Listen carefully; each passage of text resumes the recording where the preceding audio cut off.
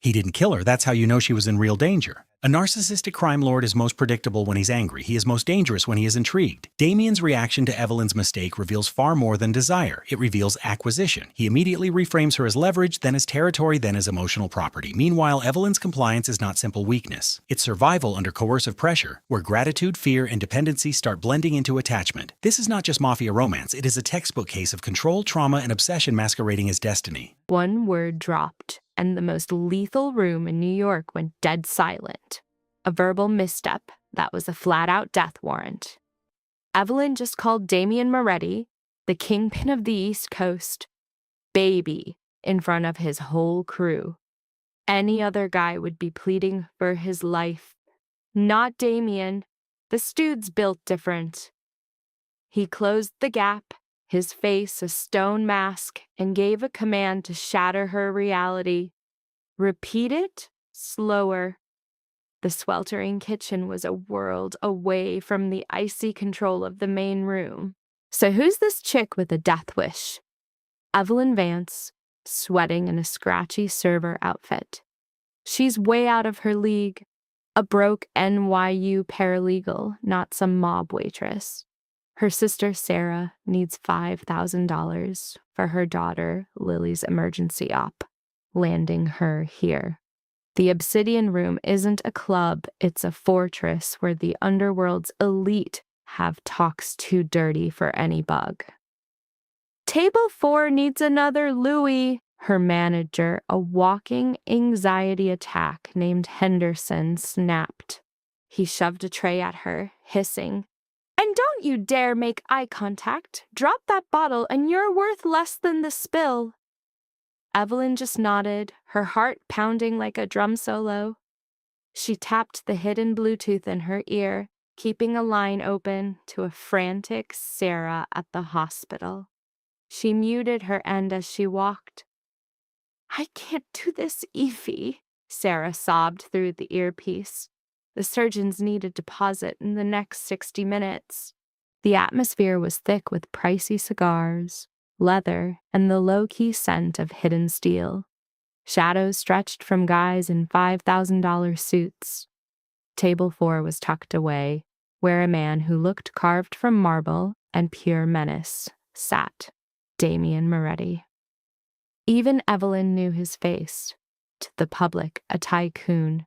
To the streets, the reaper. He was in a stare-down with a rival, Lucas, from the Russo syndicate. The friction was electric. Damien's hand looked calm, but his knuckles were bone white. Evelyn moved in, hands trembling, to clear the empty glasses. "You think you can scare me off the waterfront?" Damien's voice was pure menace. "I built those docks." "Times change, Damien," Lucas sneered back. "Maybe you've lost your touch." In Evelyn's ear, Sarah's panic went critical. "I'm going to lose my baby, Evelyn." And that was it. Evelyn's composure cracked. Forgetting she was between two warring bosses, she unmuted her mic to offer some comfort, leaning right over Damien's hand. In that same moment, Damien slammed his fist on the table. Evelyn jumped, jarring the cognac bottle. In the chaos, she urgently whispered into her mic, "It's fine, baby, just breathe. I am taking care of it." The world stopped. At table 4, time froze. Lucas's expression was pure shock, his eyes darting between the server and the dawn. Damien's enforcers became statues, hands inching toward their jackets. Evelyn stood paralyzed, the weight of her mistake crushing her. She was looking right at Damien Moretti as he turned his head. His eyes, cold as a coming storm, locked onto her. He completely ignored Lucas and the multi-million-dollar negotiation. His entire world was this trembling server who just called New York's most feared man baby during a power play. Damien didn't shout or draw a weapon. He just leaned back, a slow, predatory smile forming. A look of lethal curiosity. "I beg your pardon," he asked, his voice a silken threat. Evelyn's blood turned to ice. She fumbled to mute the mic. I am so sorry, sir. I did not mean to. Damien raised a hand, silencing her apology. He rose to his full, imposing 6'3" height, pinning her with his presence alone.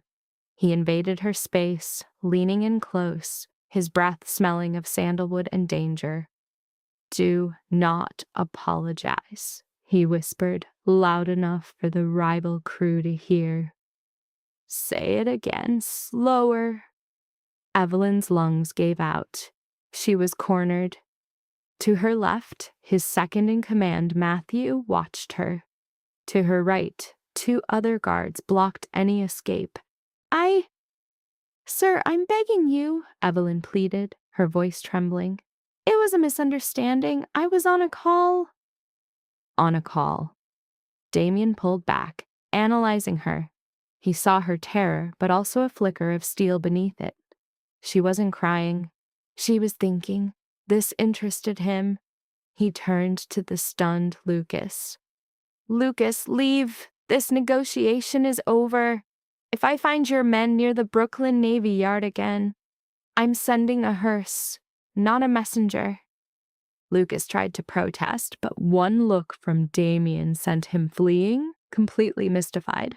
With the room cleared, Damien sat back down and gestured to the empty chair. Sit. I can't, Evelyn replied, gripping the tray. My manager. Your manager works for the owner. The owner works for me. Sit. So, she sat.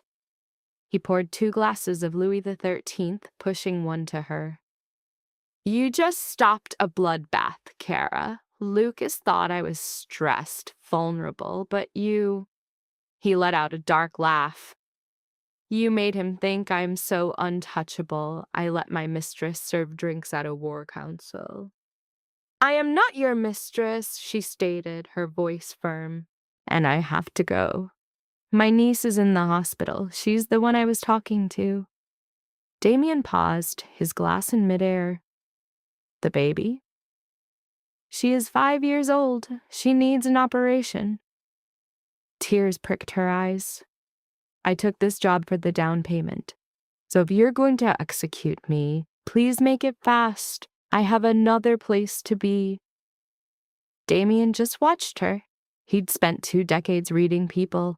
He knew this was the God's honest truth. He glanced at her scuffed shoes, then made a call. Matthew, he began, his eyes fixed on Evelyn, contact saint. Jury's in Mount Sinai, find a... He paused, looking at Evelyn. Family name. Vance, she whispered. Lily Vance. Find which hospital is treating Lily Vance. Settle her entire account and move her to a private room. Evelyn inhaled sharply. What? No, I can't let you do that. What's the price? Damien ended the call.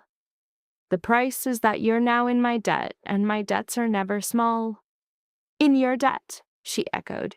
You just said I prevented a fight. You also publicly humiliated a rival Don. Lucas is now digging into your life. When he finds out you're just a waitress, he'll make you a target to get to me. Damien leaned forward, his face hardening. You are a part of this world now, Miss Vance, whether you like it or not. The room started to spin. So, what do you want from me? I need a diversion, Damien said calmly. The Russo family is getting aggressive. They think I'm isolated, with no heir, no wife, no weakness. They think they can move on my territory. He sipped his cognac. I need them to believe I have one. A new fixation. Someone under my protection. It will make them careless, and that will let me destroy them. Evelyn shook her head. You want me to fake being your girlfriend? Not girlfriend, Damien corrected, as he stood and straightened his jacket. My fiancé? The whole idea was insane. You're completely delusional, Evelyn shot back, standing up to face him. I'm a law student with my own life. I'm not playing house for some mob boss. Damien didn't even blink. Your niece's surgery cost $80,000. It's paid. he went on. And Lucas Russo's goons are posted outside. If you walk out that door alone, you won't even make it to the subway. He held out a huge, calloused, non-negotiable hand. 6 months, Evelyn. Live in my penthouse. Wear what I provide. Show up at my events. Become the woman who tamed Damian Moretti. In exchange, your niece gets the best care, your student loans get wiped, and you walk away with $5 million. Her eyes locked onto his hand. The only lifeline in this mess. This was a classic deal with the devil, but the world was already closing in on her, a storm brewing over the city. A text from her friend Sarah confirmed Lily was in a VIP suite waiting for surgery. A message that was both a relief and a massive guilt trip. Evelyn met Damian's cold, stormy gray eyes, knowing there was no turning back now. Her dumb comment about the kid had sealed the deal. She put her hand in his. 6 months, she said, trying to set some boundaries. And if you touch me without consent, this whole agreement is void. A little smirk, the signature move of a total narcissist, played on Damian's lips as his hand swallowed hers. Oh, I won't have to force you, Evelyn, he said, pulling her just a fraction closer. Before 6 months are up, you'll be the one begging me to touch you. The ride to Damian's place was dead silent and super tense. They sat in the back of a bulletproof Escalade, a leather console forming a hard line between them. Through the tinted glass, Evelyn watched the city lights blur by, from the chaos of Times Square to the dark streets of Hell's Kitchen, finally settling on the glittering towers of Central Park South. She saw her own hands shaking, a total sign of her freaking out brain. An hour ago, her biggest worries were tips and midterms. Now she was sitting next to a guy with his own redacted FBI file. "Stop shaking," Damian ordered, his face lit up blue from a tablet. "Fear has a smell, Evelyn. In my world, it brings predators out." "I'm not afraid of you," Evelyn whispered, the weakest lie ever told. In a slow, calculated move, Damian turned to her. He reached over and gently tucked a piece of her hair back. The heat from his fingers was a shock against her cold skin. "Good, because right now, I'm the only thing in your life keeping you safe. It's the rest of the world you should be worried about now." The Escalade slid into an underground garage that looked like a bank vault, all concrete walls, steel doors, and uniformed guards at attention. "Welcome to your new home, Bella," Damian murmured as her door was opened. The penthouse was a fortress in the sky, a massive space of glass and steel taking up the whole top of the Millennium Tower. The whole vibe was glass, steel, and black marble. Gorgeous, cold, and with zero warmth, just like the guy who owned it. "An associate named Matthew will get your stuff from your apartment," Damian said, tossing his keys on a marble island that cost more than her degree. "My roommates," Evelyn started to argue, "they'll think you got a last-minute scholarship to study abroad. The university's been told you're on an official leave of absence." Evelyn spun around to face him. "You messed with my official university records." "I bought them a new library. Same difference." Damian walked to the giant window overlooking the park. He loosened his tie, the first remotely human thing she'd seen him do. "We need to set some rules, Evelyn," he said, turning back to her. "First, you don't leave this place unless I or Matthew are with you. Second, you don't answer your phone unless I okay the caller. Third, we share a room." Evelyn felt like she couldn't breathe. "That was not in the deal. I said no physical contact." "I said I wouldn't touch you without your permission," Damien corrected, moving in on her like a shark closing the distance. But the staff is everywhere, cleaners, security. If they see us in separate rooms, the whole story falls apart. If the story falls apart, Lucas Russo will know this is a sham. If Lucas knows, he'll have you taken out. He stopped just inches from her face. So we share a bed.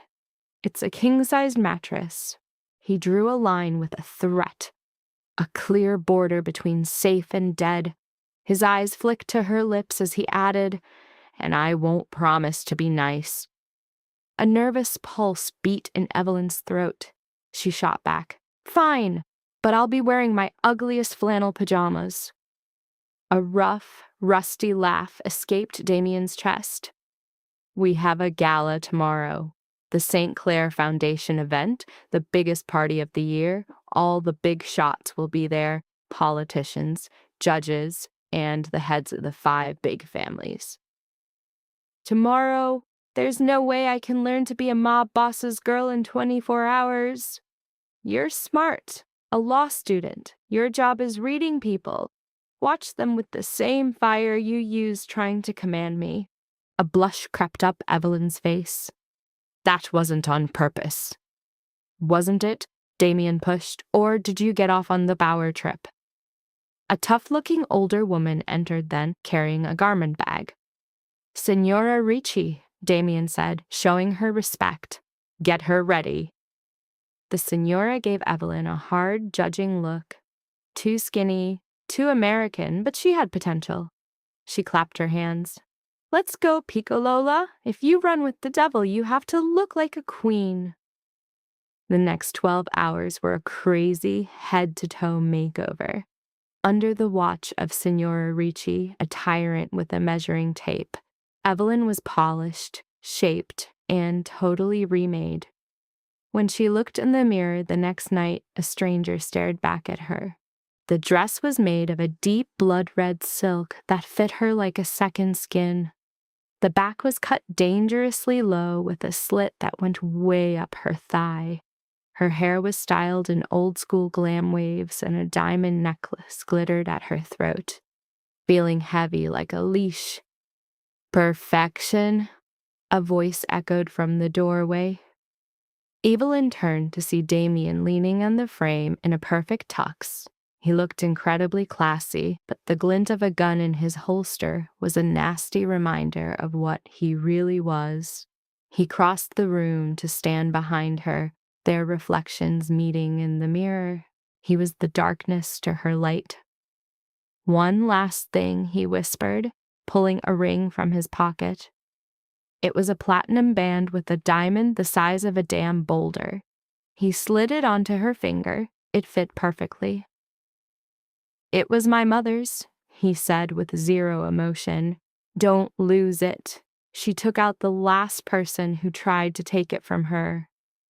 "How comforting," Evelyn muttered, her eyes glued to the massive jewel. "Damien, what if I mess this up?" "You won't." He turned her to face him, his hands on her waist. "Just remember, tonight you belong to me. You're not Evelyn the waitress. You're Evelyn Moretti, the future queen of the Capo dei Capi. Let them see your fire." He offered his arm. "Shall we go to war, darling?" Taking a deep breath, Evelyn gathered her nerve and took his arm. "Don't call me darling." "Make me stop," he smirked, leading her to the elevator. The St. Clair Gala was at the Metropolitan Museum of Art. Inside, the city's deadliest predators, all in designer suits, prowled around an ancient temple lit in gold.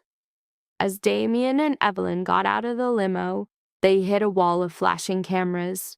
The paparazzi were screaming for Damien, desperate for a shot of the mystery tycoon and his new woman. "Head up," Damien murmured, his hand firm on the small of her back. "Act like you don't care. It pisses them off." Evelyn lifted her chin, putting on the cool, bored face of a runway model. She felt Damien's thumb brush her hip through the silk, a steadying touch that sent a shock right through her. The air inside reeked of flowers and old money. A string quartet was playing, but their music was drowned out by the chatter of 100 private deals. As they walked through the hall, the crowd parted for them like the Red Sea. Men gave them respectful nods. Women whispered behind their champagne glasses, their faces a mix of jealousy and hate. "Moretti," a deep voice called out. Damien's body went stiff for a second before he put on a relaxed look. "Senator, good to see you." Senator Reeves, a guy Evelyn knew from the news for his tough-on-crime platform, shook Damien's hand warmly. "So who's the smoke show?" Damien asked, pulling her in just a little tighter. "This is Evelyn, my fiancée." The senator's face glitched, pure disbelief flashing for a second. "Fiancé? Didn't take you for the marrying type, Damien. Figured your only bride was the business." "Meeting Evelyn changed my priorities." Damien shot back, smooth as hell. Evelyn held out her hand with a polite little smile. "It's an honor, Senator. I've been tracking your zoning reform bill. Clause 14 is a bold move, but I think its eminent domain bits are going to face some serious constitutional pushback." The senator was visibly floored. Damien just looked down at her, a mix of genuine shock and massive pride on his face. "The lady knows her stuff," the senator finally managed to say. "She's one of a kind," Damien corrected, his tone leaving no room for argument. "And a law student." As they walked off, Damien leaned in, his voice low in her ear. "Clause 14. A little dramatic, don't you think?" "I've got a perfect 4.0 GPA, Damien. I'm not here just to look pretty." "Yeah, I'm starting to get that." "Well, now, what a sweet little domestic picture." The voice was pure venom hanging in the air. Evelyn felt Damien's body go rock solid next to her. They turned to find Lucas Russo, martini in hand. Next to him, his kid, Antonio, a cheap knockoff of his old man, was practically undressing Evelyn with his eyes. "Lucas," Damien said, his nod basically a death threat. "Out here the fight is all social." And Lucas's smirk is the first shot fired, his words dripping with gossip. He frames Evelyn like she's some new car he polished up for a show. Asking about the dress's cost is just a slick way of asking for her price tag, which he immediately lowballs himself. Damien's surge of anger is the classic male response to a challenge, but Evelyn shuts it down, proving right away she's not a weakness, but a weapon. She steps into the ring, takes control, and weaponizes her own rep with ice-cold precision. Her claim, making Damien Moretti say please, redefines her value, not in cash, but in some kind of mind game leverage Lucas can't even compute. A heavy silence drops, confirming her counterattack was a direct hit. Antonio Russo's guttural noise just proves how hard that verbal punch landed.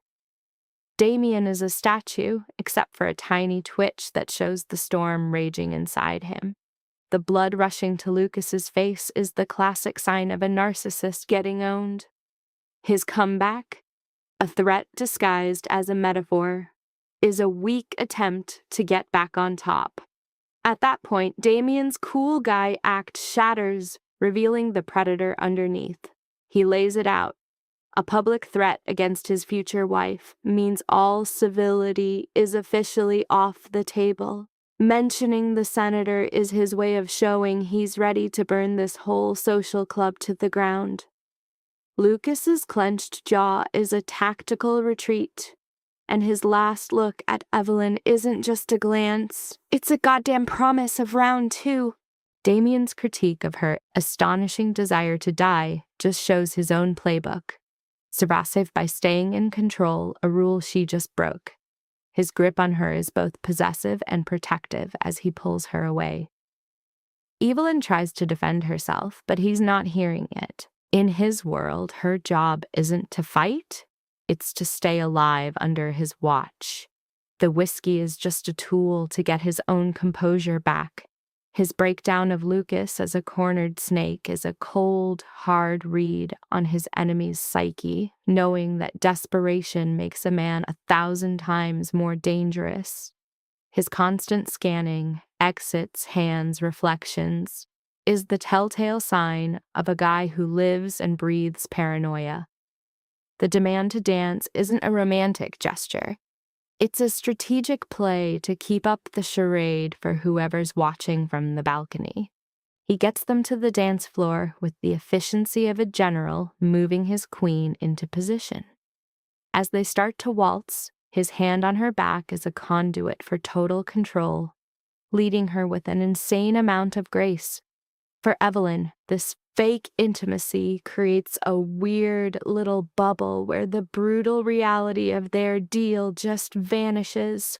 All that's left is the raw energy of their bodies moving in sync, a rhythm that feels brand new and ancient at the same time. Her comment on his skill is just her digging for the man behind the monster. His answer, chalking it up to his mother's hardcore philosophy on leadership, is a rare crack in his armor. His eyes then drop, the vibe shifting from a public show to a private showdown. That word she used, baby, is left hanging between them, a challenge she quietly issues again. His warning, don't, is tight, a clear sign of the effort it's taking to keep his cool. Her excuse about talking to her niece is a textbook example of plausible deniability. He calls her bluff, pointing out the real target of her gaze. Him.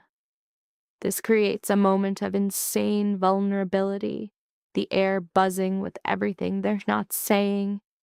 His response, "Perhaps you saw something in me that wasn't a monster," is the core question of his entire existence, a hope he's almost afraid to have. Her whispered reply, "I haven't decided yet," leaves him perfectly balanced between man and beast. Suddenly, his entire body locks up, pure predator instinct taking over. His focus snaps, locking onto a glitch in the system. A waiter whose movements scream lethal intent, his hand hidden under a velvet cloth. The command, "Get down," isn't a suggestion, it's a primal roar. His first move is to turn Evelyn from a dance partner into an object, shoving her clear of the firing line. The silenced shots are a cold, personal kind of violence. Their only mark, the shattering of a nearby ice sculpture. The screams that follow signaled the total collapse of the party's civilized facade. In the chaos, Evelyn sees Damien isn't retreating. He's advancing, closing the gap on the threat. The assassin's attempt to re-aim is pointless. Damien's counterattack is a brutal masterpiece of violence. A wrist snapped with a sickening crunch, the gun neutralized. A knee to the stomach and a throat slammed against marble finishes the job, completely shutting his enemy down. His question, "Who sent you?" is a roar that seems to command the entire room. The assassin's pathetic attempt to grab a knife is met with pure, overwhelming force. Damien pulls his own gun but doesn't shoot. He uses it as a club, an act of raw, personal dominance. The man goes down. As the room hits peak pandemonium, with security rushing in and guests stampeding, Damien's primal rage just evaporates. He scans the chaos, his eyes like a searchlight looking for one thing.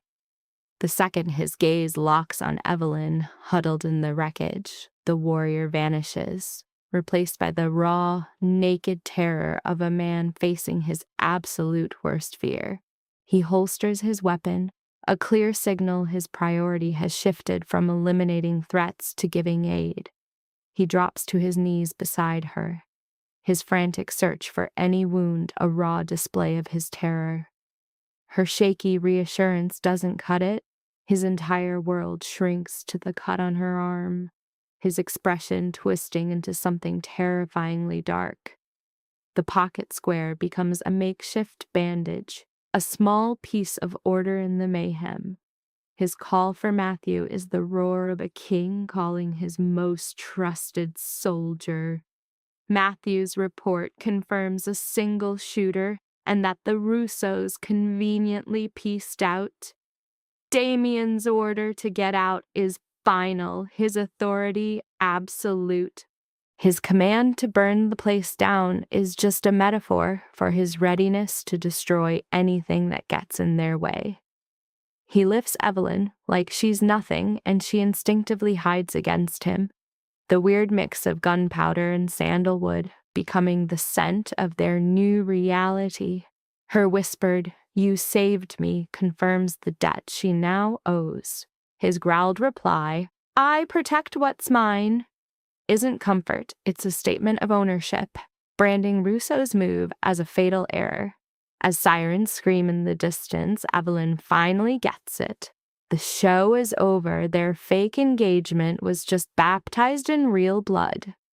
This is officially a war, and the most terrifying part isn't the danger, but the overwhelming sense of safety she feels clinging to her protector.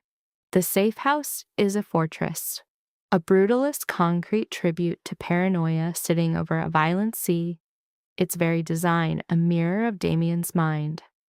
The 3 hours since the gala have been a black hole of silent thinking. He had put her in the master bathroom, a cold room of slate and linen, with a single, raw command. Sit. She does as she's told, her body finally giving in to the delayed shock of everything that just happened. A tremor starts, the physical evidence of trauma finally taking over. Her dress, once the costume for their little play, is now just a ripped-up receipt of the night's violence. Damien starts a ritual of his own, scrubbing the assassin's blood from his hands with the methodical rage, the water running crimson. His refusal to look at her is his own form of punishment. To see her would be to face the terror he caused. He dries his hands and grabs a med kit. Kneeling before her, he's in the same position as at the gala, but the entire meaning has changed from a public threat to a private confession. The air between them thick with a soul-crushing weight of guilt. "Let me see your arm," he mutters, his voice way too soft for the order he just gave. She does it. The cut's nothing, but for him, it's a massive failure of his control. He dabs it with antiseptic, she flinches, and my dude just stops cold. "My bad," he breathes, his killer hands now shaking with regret. He's not just sorry for the sting. He's sorry for the whole damn mess.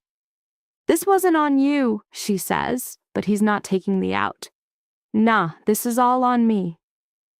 He gets back to work, admitting he used her as bait in a galaxy brain move that totally blew up in his vase. He finishes up, and his eyes are just pure regret when he finally looks at her. Our deal's off.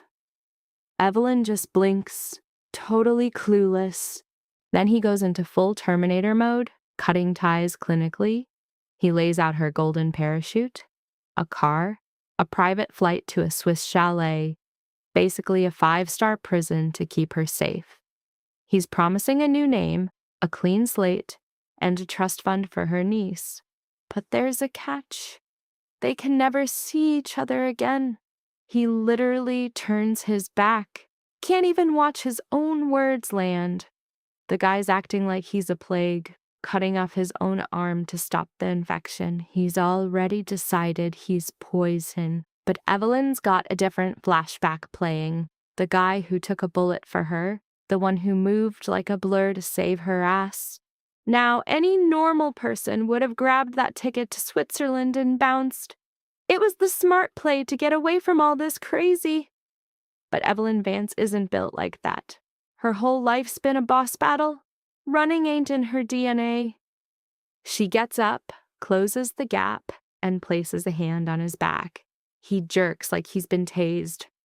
"No," she says, and that one word is basically a declaration of war. He turns around, looking at her like she's grown a second head. "Did you not hear me? They shot at you!" But her answer isn't emotional, it's pure strategy. She points out that if she vanishes, it's a huge win for Lucas and makes Damien look weak, which will just make them attack even harder. And he'll whack me anyway, I'm a loose end. "I can protect you better from a distance," Damien shot back, his anger just a cover for how terrified he was. "And who's protecting you?" Evelyn's voice was like a gunshot. The silence that followed was epic. Damien just stared at her, completely floored. "You got goons, Damien. You got an army. But you got no one watching your own back." She stepped right into his personal space. "I'm not going anywhere. The deal stands. 6 months. I keep my promises."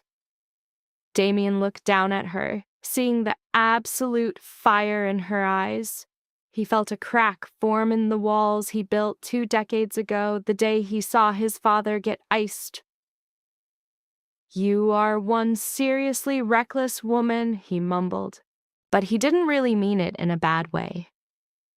"And you have a massive blind spot," she fired back. "You never even asked if I've eaten."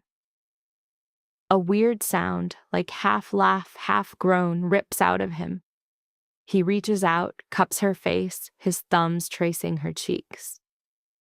"Evelyn," he starts, his voice dropping into this deep, command tone growl. "Stay here, and I will burn the whole world down before I let them touch you again." "Okay," she breathed out. He leaned in closer. The air between them was electric. His lips hovered just inches from hers, waiting for her to back down. When she didn't move, just closed her eyes, he sealed the deal. This wasn't some sweet, gentle kiss. It was a freaking hurricane. It tasted like whiskey and living on the edge.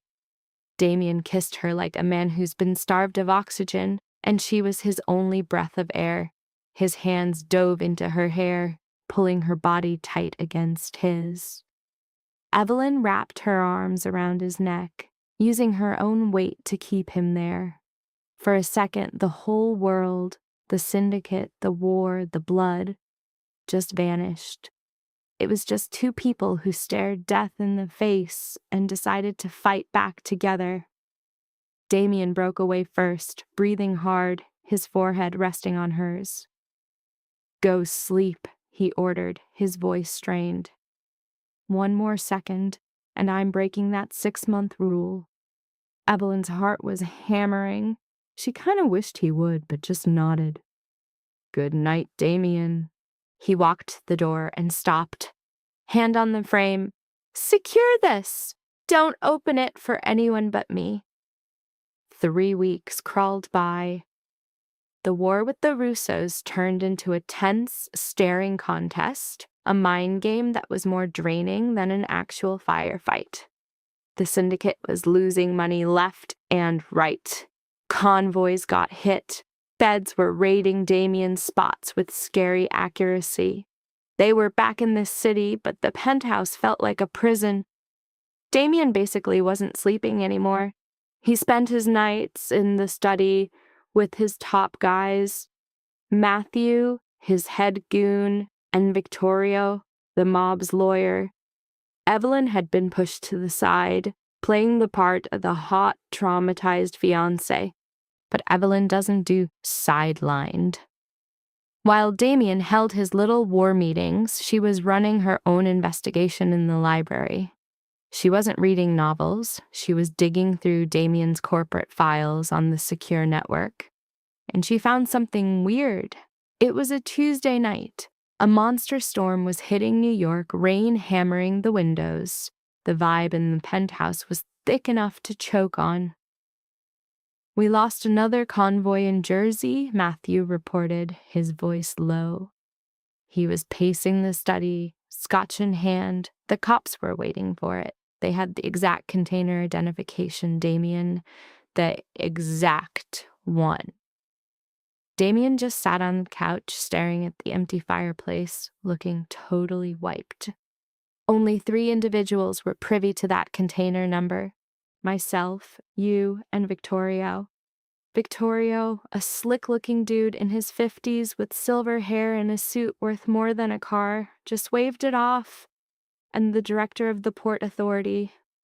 The Russo family has deep pockets, Damien. They could have bought him. That director's been on my payroll for 10 years, Damien snapped back. He knows I'd skin him for less. Then the rat's in our house, Matthew said, his hand automatically going to his gun. We gotta do a cleanup, starting from the bottom. The rat's not at the bottom, the voice came from the top of the spiral staircase.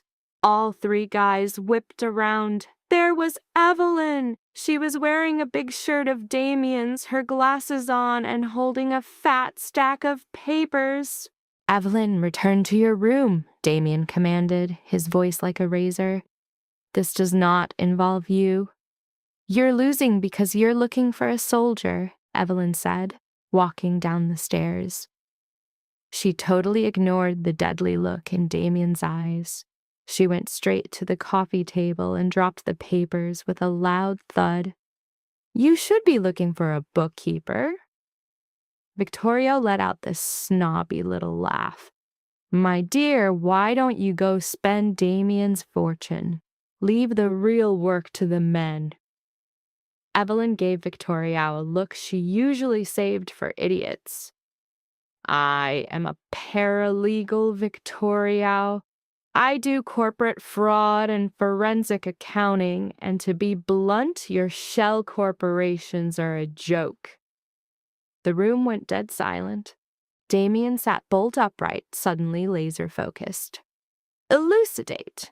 Evelyn spread the papers out. I was bored, so I started looking at the purchase records for the warehouse assets, specifically the shell entity for the Jersey Depot.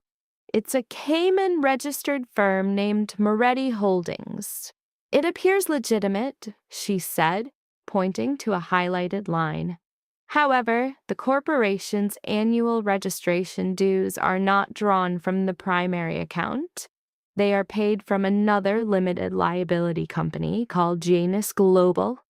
And so, Matthew cut in, looking lost. And so Evelyn kept going, picking up steam. I investigated Janus Global. It is a ghost company, but the Internet Protocol address from its digital tax filings traces back to a residence in Scarsdale. She angled her head slowly to look at Victorio. Victorio, don't you own a weekend home in Scarsdale? Victorio's face went white as a sheet. He jumped out of his chair. This is preposterous. She has been hacking our confidential records, Damien. She represents a security risk. She is correct, Damien stated softly. His gaze was fixed on Victorio, not on the documents. The Internet Protocol address, is it registered in your name? Damien, I served your father. I have served you for my entire career, Victorio stammered, backing away. The container number, Evelyn cut in, her voice cold as ice. It was included on the legal manifest for the insurance filing. Victorio is responsible for managing the insurance. Damien rose. The apex predator was back in the room. He advanced slowly on the man who had been a surrogate uncle to him. Why? Damien asked, his voice low. Victorio was pressed against the wall. He was trembling. Russo? He offered me an exit strategy. Immunity. So get this, Victorio is pleading his case, screaming that the feds are closing in and he needs a deal. He wouldn't rot in a cage. For that, you sold me out? Damien's voice was pure ice. You sold out my crew. You sold out her. She's nothing, Victorio spat, waving a hand at Evelyn like she was trash. Just some waitress, a fling. You're getting soft, Damien. She's made you weak. Victorio's hand started creeping toward his jacket. "Don't!" Damien warned, his voice low. But the idiot was already pulling out a gun. Before he could even aim it, a single, massive gunshot ripped through this penthouse. Victorio dropped to his knees, looking completely shocked before face-planting onto the fancy rug. Evelyn screamed, covering her ears. Damien didn't even move, his arm rock steady, a wisp of smoke rising from his silver piece. He didn't hesitate for a second. He was a statue. Matthew's voice cut through the ringing. "Threat neutralized, boss." But Damien's gun didn't waver, his eyes still glued to the traitor's body. Finally, he turned to Evelyn. She was shaking, staring at the dead man. Holstering his weapon, Damien walked over, fully expecting her to flinch.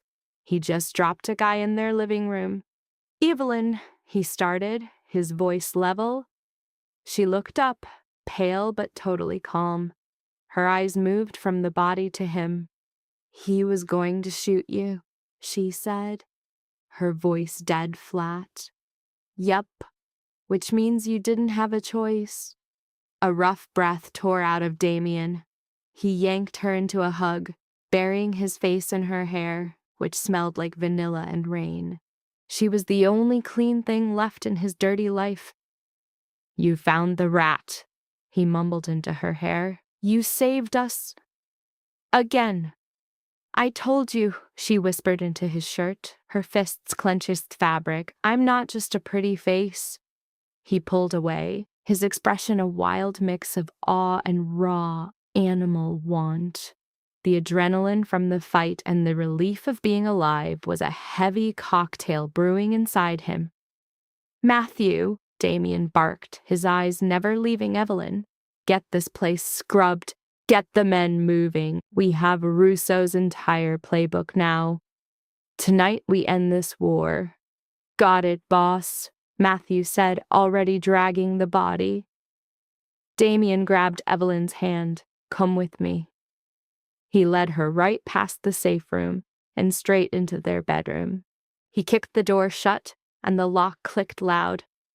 A storm was howling outside, but the hurricane inside them was 1,000 times stronger. "You just watched me kill a man," Damien said, pinning her against the door. "And you didn't run." "I'm done running," Evelyn choked out. She reached up, her fingers fumbling with his collar. Her hands were shaking, but not because she was scared. A low growl rumbled deep in Damien's chest. He smashed his mouth onto hers in a kiss that was basically an attack.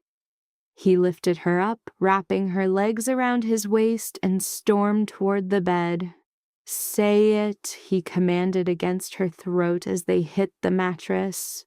"Say what?" she gasped. He pulled back, his eyes burning holes into hers. "Tell me my name for you," he demanded. "The one that makes you mine." Evelyn tangled her fingers in his dark hair, pulling his entire world down to her. "Baby," she whispered. In that 1 second, Damien Moretti, the king of fear in New York, was completely broken down. The war for his empire wasn't won by bullets, but by a word you could barely hear. Those Janus Global files Evelyn found were more than just proof of betrayal. They were a complete map of Lucas Russo's Shadow Kingdom, listing dirty accounts, bribed officials, and the exact location of his fortress in the Catskills. Damien didn't send an army. He went himself with Matthew and a 4-man kill team, and he brought Evelyn right to the edge of the fire, making her watch. Inside a bulletproof truck, she watched the whole purge go down on a tactical screen, like some distant god watching heat signatures swarm the compound. Right there, she saw the terrifying efficiency of the Moretti operation, a 20-minute symphony of controlled destruction. Then a voice crackled over the radio. "Compound secure. Bring her up." The SUV climbed the snowy road to the lodge. When Evelyn got out, the air hit her, a sharp mix of pine trees and gunpowder. At the door, Matthew stood, holstering his weapon. "He's waiting in the study," he told her. "Damien needs you to see the end, to know it's really over." Evelyn walked into the study, where a fireplace was throwing a warm glow that felt totally wrong after the violence outside. In the center of the room, on his knees, was Lucas Russo, broken but awake. Damien stood over him, casually swirling a glass of Russo's own scotch. His eyes flicked to Evelyn, and the hard mask of the dawn cracked for a split second, a flicker of softness saved only for her. "Evelyn." Damien's voice was a flat line. "Come here." She went to his side, his presence a silent wall of protection. Damien then turned his attention back to his beaten enemy. "You remember Evelyn, don't you? The waitress you said was worth less than her dress." Lucas spat a glob of blood and spit onto a priceless carpet. "Screw you, Moretti. This changes nothing. The commission knows you stole their pension funds." Damien cut in. Evelyn found the wire transfers. "You've been bleeding your own family dry, Lucas. There's no cavalry coming. You're all alone." Russo's head snapped toward Evelyn, real gut-deep fear finally showing in his eyes. "The woman found it." "The queen found it," Damien corrected, crouching to look the man in the eye. "You get a choice, Lucas. A generous one. Sign over your territories and disappear. Or," Damien tapped his glass, "we can finish what we started at the gala." Lucas's eyes bounced between the gun on the desk and Damien before landing in the papers Matthew held out. His hand shook as he signed away his entire life. Damien stood up. "Smart move, Matthew. Get him out of here. If he's in this city by sunrise, he's a ghost." As Russo was hauled away, the tension in the room just vanished. The war was over. The Russo dynasty was dust. The Moretti Empire had no rivals. But one last contract was still open. 2 days later, the 6-month term was up. The penthouse was quiet as rain started to wash the city clean. Evelyn was packing a bag. She wasn't packing the designer dresses and jewels Damien gave her, but the stuff from her old life: jeans, sweaters, and beat-up shoes. The sound at the front door cut the silence. Damien walked in, a big envelope in his hand. He stopped, dead, staring at the suitcase on the bed, a muscle twitching in his jaw. "You're leaving," he said. It wasn't a question. "It's been 6 months, Damien," she replied, her eyes on a shirt she was folding with shaky hands. "The contract is over. You won. You're safe now." Damien came closer, placing the envelope on the bed. "Your payment, $5 million. No taxes. Wired to a Swiss account, plus the deed to an apartment in Paris. It's fully furnished." Evelyn stared at the envelope. It was everything she once thought she wanted. Freedom, safety for her niece, a whole new life.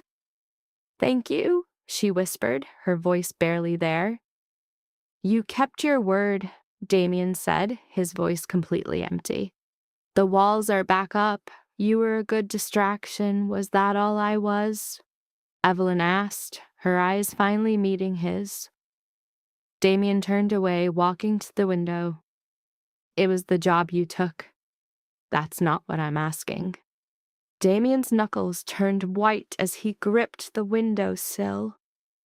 "Evelyn, just go. Take the money and leave. This world isn't for you. You saw what I did to Victoria, to Lucas." "I'm a killer. The stain on my soul is permanent." "I know," Evelyn shot back. She walked up right behind him. "But you never made me stay. You never forced me to find those files. I chose that. You chose to survive." Damien spun around, his eyes blazing. "But you don't have to just survive anymore. You can actually live." Go find some respectable lawyer or a doctor, a guy who comes home at 5 p.m. and doesn't have to check his car for bombs." "I don't want a respectable lawyer," Evelyn said, tears finally starting to well up. "I want you." "Why?" Damien's voice cracked with raw pain. "Why would you pick a life of constantly looking over your shoulder? Because when I do," Evelyn's voice broke, "you're the one standing there. Because you protected my niece and asked for nothing. Because you see me as your equal, not something you own. Because I love you, you idiot." The silence that followed was heavy, broken only by the rain hitting the glass. Damien just stared, his breathing ragged. The most powerful man in New York looked completely taken apart by a woman in a simple sweatshirt. "You love me?" he whispered, like the words were foreign on his tongue. "Yes."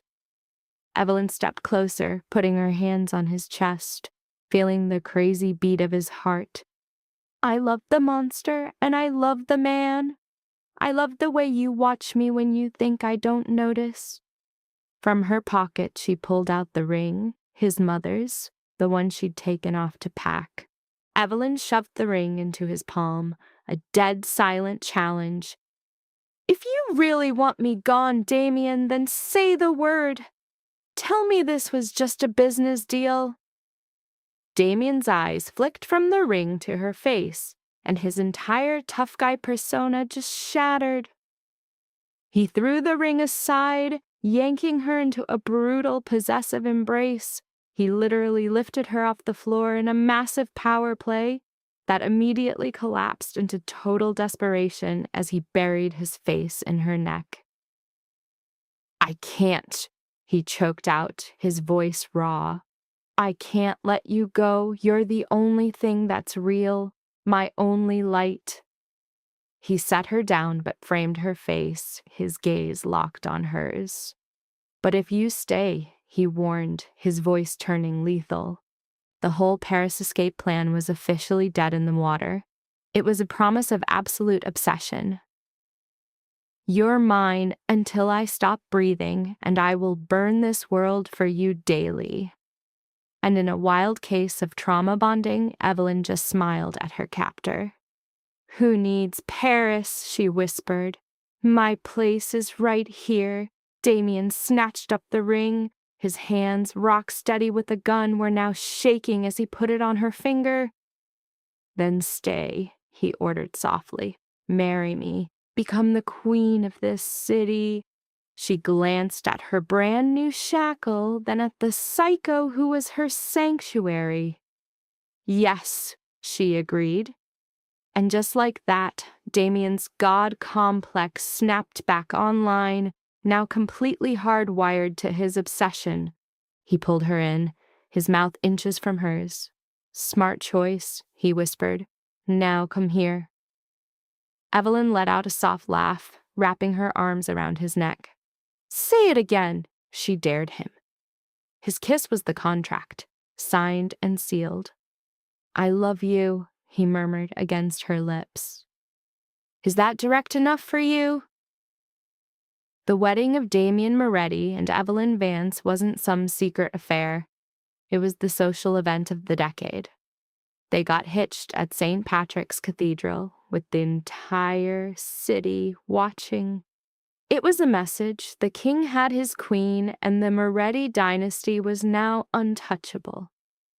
Evelyn blazed through her law degree with top honors and told corporate law to get lost. She stepped in as the top lawyer for Moretti's legit businesses, basically turning the whole operation into a legal fortress. She was the silk glove hiding Damien's iron fist. Years later, they're in some dark, exclusive club where the bass thumps in your chest. From their command center at Table 4, New York's power couple surveyed their kingdom. A young waiter, shaking, sets a drink near Damien. The glass wobbles, spilling all over Damien's sleeve. The kid froze solid, trapped in this sudden, terrifying silence. Damien just stared at the stain, his eyes slowly crawling up to meet the waiter's. His gaze was pure ice, but before a word was said, Evelyn touched his arm, leaning in to whisper something only for him. Damien's face completely changed. A slow smirk appeared as he looked from his wife to the terrified kid. "Mistakes happen," Damien announced, his voice neutral. "Fix it and bring my wife more champagne." The waiter practically teleported away. The relief was so thick you could taste it. "You're getting soft in your old age," Evelyn teased. Damien leaned back, pulling her chair closer. "I'm not soft. I just defer to the real boss." Evelyn's laugh filled the club, the sound of a woman who stared down the devil and made him her pet. She was no longer the waitress confessing a screw-up. She was now the woman who could tame the beast with a single look. This is the story of how one epic fail launched a server into the Mafia's top tier.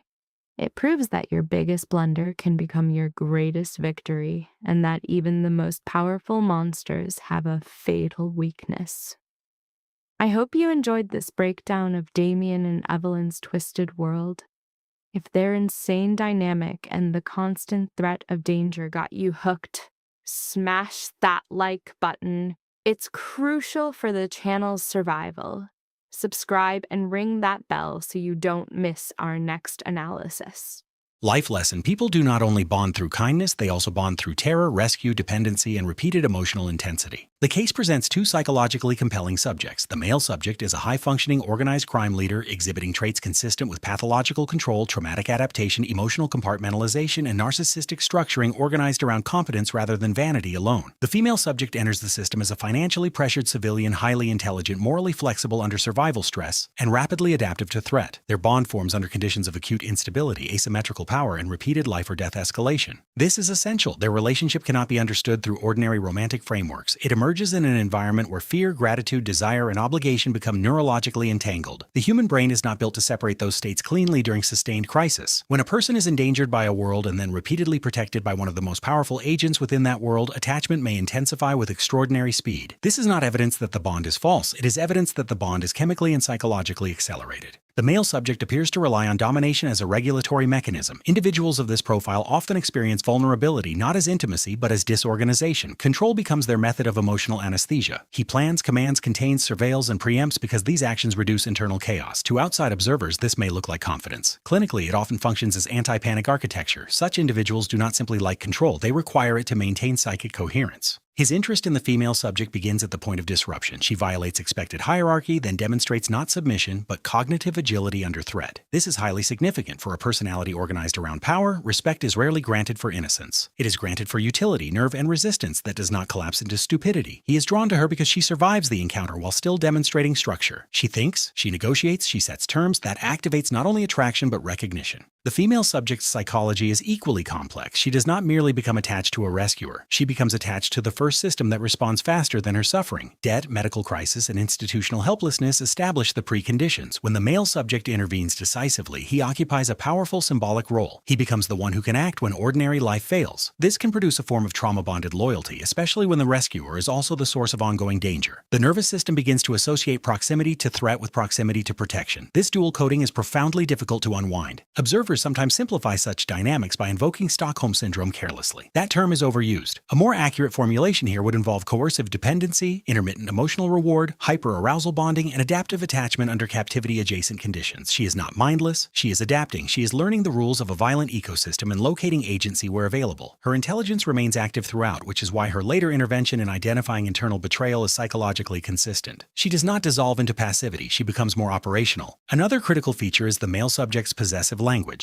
Individuals with narcissistic organization often interpret attachment through the vocabulary of ownership rather than reciprocity. reciprocity. Mind does not always signify simple romance. It may represent anxiety management. To claim is to stabilize. To protect is to justify possession. The problem, of course, is that this can be experienced by partners as both deeply intoxicating and subtly annihilating. To be chosen by power feels profound. To be absorbed by it can become psychologically eroding. Yet the story complicates pure pathology in one crucial way. The male subject shows capacity for guilt. This distinguishes him from a fully psychopathic profile. He can perceive harm caused by his decisions, and under sufficient emotional pressure, he demonstrates remorse, even self-sacrificial withdrawal. That matters. Remorse does not absolve violence, but it indicates retained relational circuitry. He is not emotionally empty. He is emotionally armored. The female subject, meanwhile, displays a notable pattern seen in resilient survivors. She refuses the role of passive beneficiary. Instead, she restores self-respect by becoming useful within the threatening environment. She applies legal reasoning, pattern recognition, and forensic logic to uncover betrayal. This action is psychologically protective. Victims of coercive circumstances often recover a sense of self not by escape alone, but by contribution. She transforms from object of exchange into participant in outcome. In clinical terms, this reduces helplessness and increases perceived internal efficacy. The overarching life lesson here is uncomfortable but vital. Human beings can become deeply attached in unhealthy systems not because they are irrational, but because the nervous system prioritizes familiarity, intensity, and immediate protection over abstract moral clarity. People often remain in dangerous emotional structures because those structures meet needs that safer environments never learn to address. The person who controls may also be the person who notices. The person who frightens may also be the person who responds. This is how trauma rewires preference. However, the same story also demonstrates that insight can interrupt repetition. Once she begins seeing patterns, financial, emotional, relational, she stops functioning only as a reactive organism. She becomes interpretive. Interpretation is the beginning of freedom. The brain exits pure survival mode when it can map cause and effect. That is why truth matters so much in recovery from coercive bonds. Naming a pattern weakens its mystical hold. Thus, the case does not teach that dangerous love is glamorous. It teaches that under pressure, the psyche will fuse terror and tenderness. If doing so improves odds of survival, it also teaches that intelligence, boundaries, and self-awareness are the only forces capable of converting raw attachment into something chosen rather than merely endured. Whether the bond becomes sustainable is almost secondary. The more clinically valuable lesson is this: the heart is not a moral organ. It is an adaptive one. It bonds where survival, meaning, and intensity converge.